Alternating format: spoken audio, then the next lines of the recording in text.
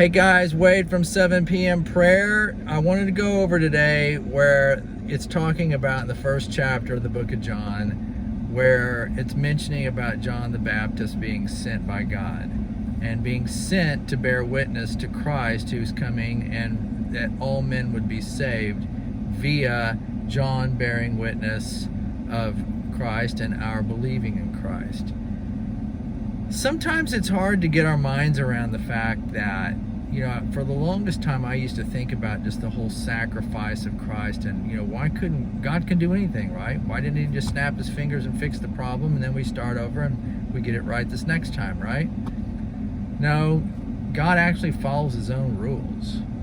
And so when there's sin, something has to account for that. So if you have creation made by somebody and that creation falls and now all of creation is in a kind of a lost place, who has to fix it? The Creator. No one else could.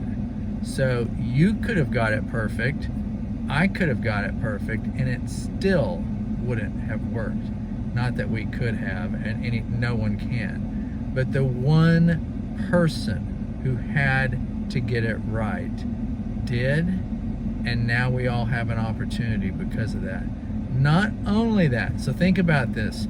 God was witness to the Word, Christ, and all of creation coming to pass.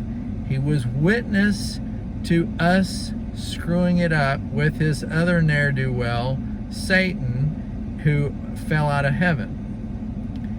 Now he recognizes the fact that the only way to solve this problem is to send the Creator, his Son, down to go through our fallen system and make it. And then if that happens, now we have the ability to be back to being right with him. So with all that in place, all because we messed up, he takes it a step further and sends John ahead just for clarity's sake. So I want us to all focus on what we can do for God. I mean, I look at what he's done for us. I look at how he knew we were going to botch it. I look at how he knew the price that was going to have to be paid. And yet in the midst of all that, he's not mad. He's not complaining. He's even taking an extra step in sending John the Baptist to bear witness to Christ, so there's no question but that we can't get it right. So think about that. Read that first chapter of John and see that part. I've read that thing so many times. If you're like me, the book of John is probably one of your favorite books. It's awesome when these things jump out at you in a way they never did before. And that's just did for me today, and I wanted to tell you about it. All Christians praying together at 7 p.m. over all the issues of the world. I had someone ask me, what is it, Central, Eastern?